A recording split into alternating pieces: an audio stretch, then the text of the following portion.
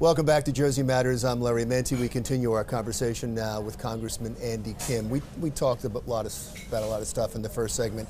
We got through health care, we got through the armed services and the bases that are important to New Jersey. I would imagine that when you talk to constituents, those are the things that are important. I'm wondering where the investigations into Donald Trump come, because we're seeing poll after poll that show that as much as the media and the Democratic Party seems to care about it, people aren't as concerned about it. Is that what you're finding? That's right. I want to make sure I have a strong pulse on this district. That's why I promised the people in this district that I'd hold at least one town hall every single month, a chance that we can have a face-to-face conversation with each other. And I just did a town hall. It was literally the day after the Mueller report was finished. I did a town hall over in Cinnaminson. And throughout that entire town hall, not one question, not one comment made about the Mueller report. Instead, people were talking about their health care, they were talking about their taxes, about their school districts. So that's what people's minds are focused on. And I think it's important that I bring that message back to Washington, D.C. and tell people there, my colleagues as well as others, that really people in my district are struggling every single day. We have in this country right now, I say this all the time, we have 40% of Americans right now that can't handle a $400 emergency. I use that statistic so much because it shows you just how many people in this country are teetering on this fragility of their pocketbooks, of just concerned about whether or not they can make that next payment to their mortgage or to their rent. They don't worry about a lot of these other issues because they are just focused in on their own concerns right now. We're right across the river from Philadelphia, and Ed Rendell, who used to be the head of the Democratic Party, famously said to the new Congress coming in, legislate, don't investigate. It doesn't seem to be happening that way, though.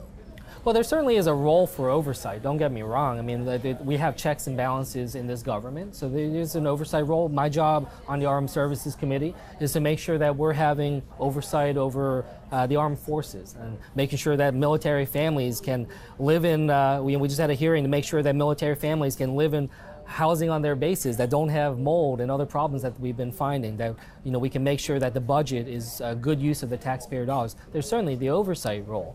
And the legislating side is unfortunately still lacking behind, in part because I think a lot of people don't think that we can get a whole lot done in a divided government. But I think that just becomes a self-fulfilling prophecy. Are we just focusing too much on that, or is it, there's other work being done? I guess maybe the media is just focusing too much on the investigative part of it. There's a lot of work getting done in Congress. There's a lot of good things that we're doing through the committees.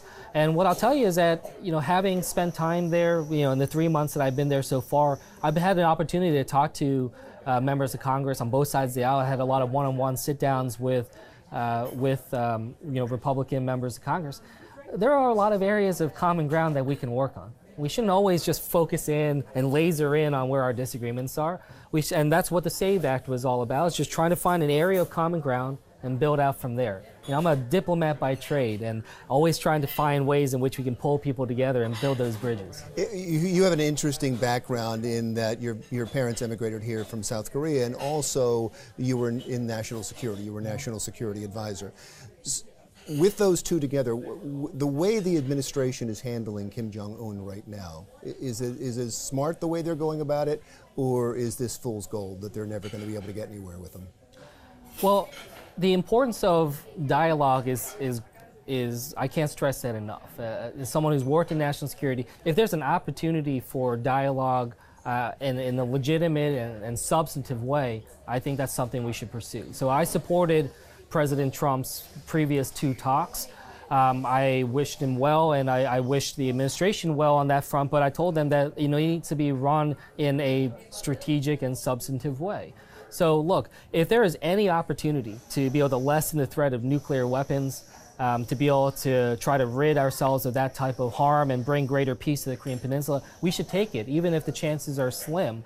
But we need to make sure that we're doing it in a way that's going to really move the ball forward. And I still haven't gotten a full download from the administration on what happened in Hanoi and where the problems were. I'm still hopeful that we can continue those dialogues. I don't think that I've seen anything that means that we should stop that.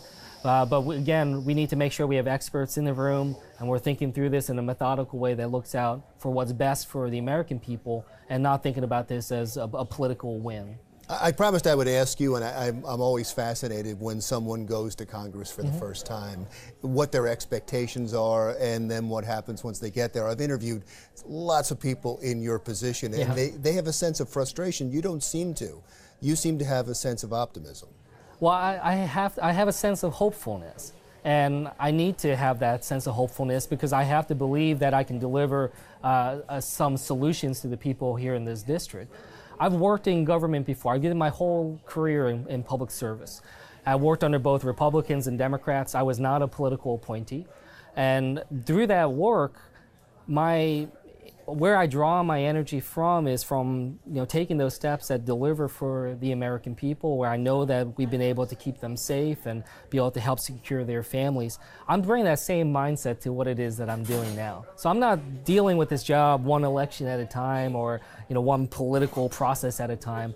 I really see this as public service in the same vein that I've been doing. I understand government. I understand a lot of those levers, so we're being very strategic about it. I'm not going in naive. I got my eyes wide open.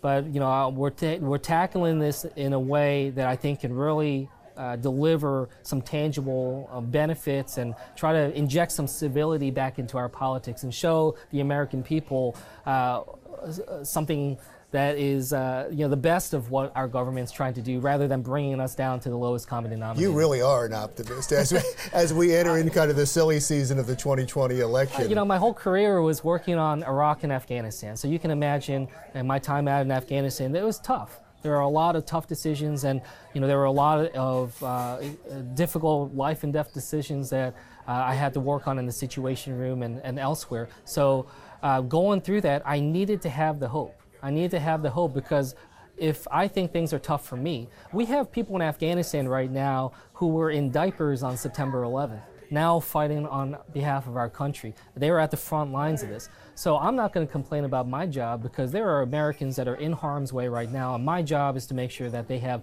everything that they need to be able to do their jobs well and come home safely as soon as possible. So I have to keep hopeful that we have ways to be able to solve this. But we recognize is you don't have good government unless you got good people working in government. And we need good people stepping up right now. Real quickly, I know we're running out of time, but you support pulling out of Afghanistan now?